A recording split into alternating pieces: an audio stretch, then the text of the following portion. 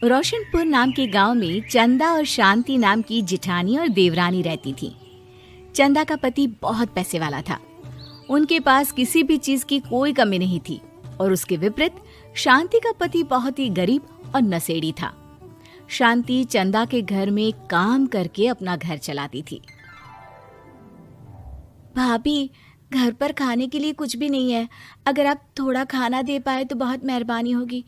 मुझे जो भी पैसे मिलते हैं वो तो आपके देवर नशे में उड़ा देते हैं। ये तुम लोगों का ना रोज रोज का ड्रामा हो गया है। अब देवर जी कमाते नहीं है तो मैं क्या करूं? तुम्हारा पति तो तुम्हारी सारी कमाई दारू में उड़ा देता है। रहने दो भूखा उसे। अरे ऐसे मत बोलिए भाभी, आप तो जानती ही हैं कि वो मन के कितने साफ हैं, पर इस बेरोजगारी के कारण उन्हें दारू पीने की लत लग गई है। अरे अपना ये रोना गाना बाद में कर लेना, पहले काम निपटा ले घर का। मेरा और टाइम खराब ना कर। जा गेहूं पीस ले, फिर तुझे कपड़े भी धोने हैं। शांति रसोई घर में जाकर गेहूं पीसने लगती है। पीसते पीसते कुछ गेहूं वहां कपड़ों में गिर जाते हैं, जिसे देखकर उसके दिमाग में एक आइडिया आता है।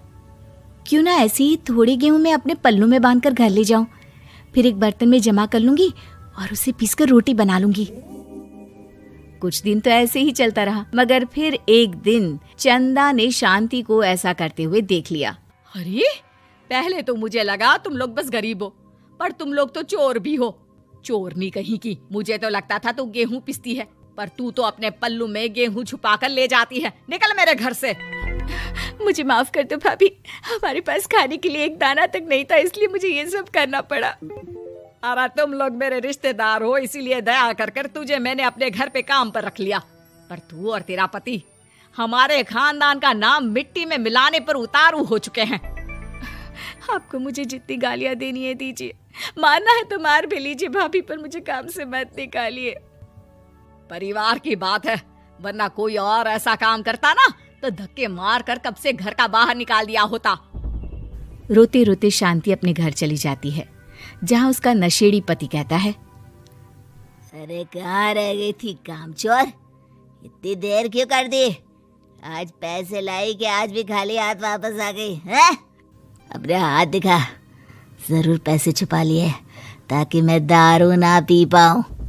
नहीं जी, मैं आपसे क्यों छुपाऊंगी, और अभी आप दारू पीने की बात कर रहे हैं, उसी कारण तो आज हम लोगों की ये हालत हो गई है। किसी काम की नहीं है तू, बिना मार खाए समझेगी नहीं। रख, अभी तेरे होश ठिकाने लगाता हूँ। रामलाल शांति को बहुत मारता है।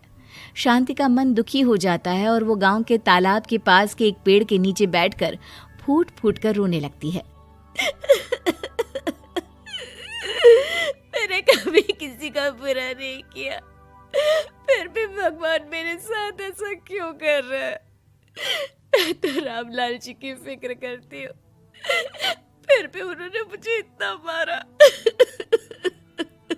तभी उसे एक आवाज सुनाई देती है, रोने की कोई जरूरत नहीं है बेटी, चिंता क्यों करती हो? ये आवाज कहाँ से आ रही है? शांति अपने आसपास देखती है, उसे कोई नहीं दिखता। वो ऊपर देखती है, जहाँ उसे एक छोटी सी परी दिखती है। आप कौन है? आप तो कोई परी लगती हैं। हाँ बेटी, मैं इसी पेड़ पर रहती हूँ। मैंने तुम्हारी सारी बात सुनी, अब तुम्हें फिक्र करने की कोई जरूरत नहीं। अपनी आंखें बंद करो। शांति आंखें बंद करती है और जादुई परी अपनी छड़ी घुमाती है। उसकी छड़ी घुमाते ही पेड़ के सारे पत्ते सुनहरे रंग के हो जाते हैं। परी उनमें से एक पत्ता तोड़ लेती है और फिर से अपनी छड़ी घुमाती है, जिसके कारण सारे पत्ते पहले की तरह साधारण से दिखने लगते हैं। आंखें खोलो बेटा। लो, इस पत्ते को ले जाकर अपने तकिए के नीचे रख देना। ये तो एक साधारण पत्ता है, इससे क्या होगा? ठीक है, अगर आप कहती हैं तो मैं इसे रख लेती हूँ। शांति उस पत्ते को लेकर अपने घर जाती है और अपने कमरे में तकिए के नीचे रखकर सो जाती है। सपने में उसे वही पेड़ वाली जादुई परी दिखाई देती है। बोलो शांति, क्या चाहिए तुम्हें? मैं चाहती हूँ हम बहुत अमीर हो जाए और मेरे पति नशा करना छोड़ दे, उन्हें कोई काम भी मिल जाए। कल जब तुम सुबह नींद से जागोगी, तुम्हारी इच्छा पूरी हो गई होगी। अगली सुबह शांति नींद से जागती है। अपने आसपास का नजारा देखकर चौंक जाती है। उसके बिस्तर पर चारों तरफ सोने चांदी रखे हुए थे। हे भगवान, कहीं मैं सपना तो नहीं देख रही? इतना सारा सोना, वो भी मुझ गरीब के पास। रामलाल जी को बताती हूँ, वो बहुत खुश होंगे। शांति जैसे ही कमरे के बाहर जाती है, वो देखती है कि रामलाल सूट बूट पहने काम के लिए बाहर जा रहा होता है।